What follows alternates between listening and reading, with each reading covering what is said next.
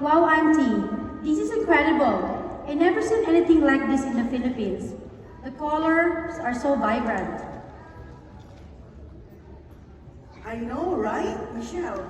Oh my God, this is the most beautiful sight here in Canada. So even though I feel so cold, just seeing these wonderful lights really warm me up. It feels magical.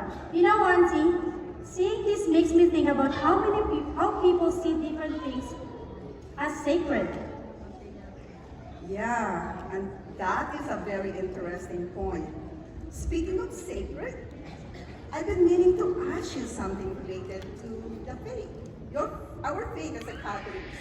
We worship idols with all those statues and images in the church, right? Hmm, it's a common question, isn't it? I've heard people say that before, but I'm not sure what to think about it. Well, I can share what I believe as a Catholic. We don't worship statues or images. They are just reminders of Jesus and the saints, much like photos that remind us of our family. You know, when you see the picture of your families, you remember them, right? The catechism actually explains this. The respect we show to these images goes to the holy figures they represent, not to the material statue itself. And this is according to the catechisms of the Catholic Church, 2132. So it's not about the statue itself. It's about what it represents. That's correct.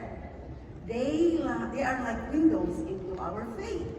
When we look at the statue of Mary or saint, it helps us remember their lives and virtues, encouraging us to live similarly.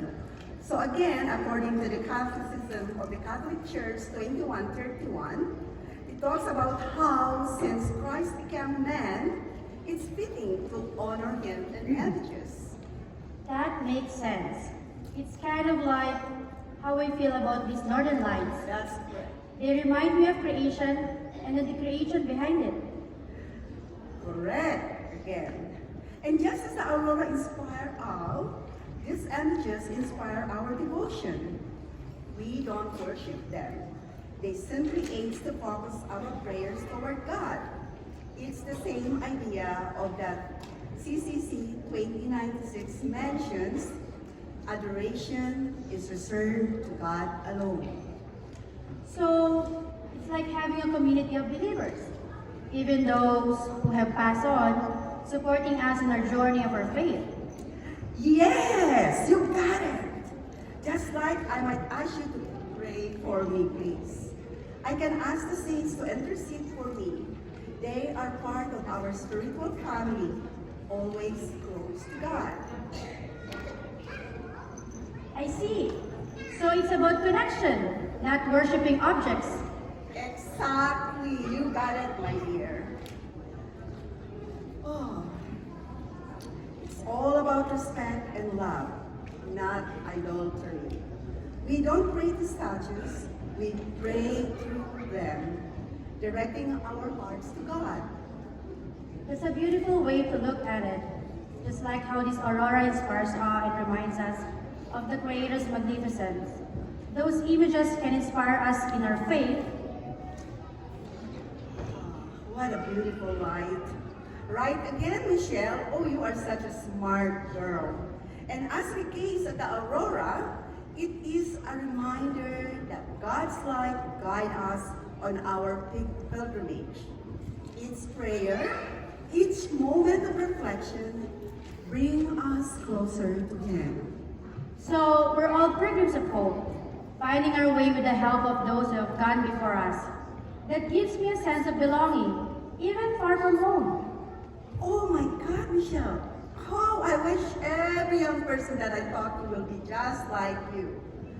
Exactly, we are all on this journey together, supporting each other, just like the Northern Lights bring people together. Our faith connects us. Thank you, Auntie. You really helped me understand this better. I feel more connected to my faith and to you as a friend. I'm glad to hear that, Michelle.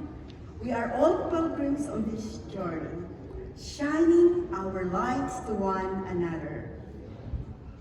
Just like the aurora, our faith can inspire others to look up and see the beauty around them. Correct again. We're all part of something much greater. Here's to our journey of faith. And to the beautiful pilgrimage of hope that unites us all.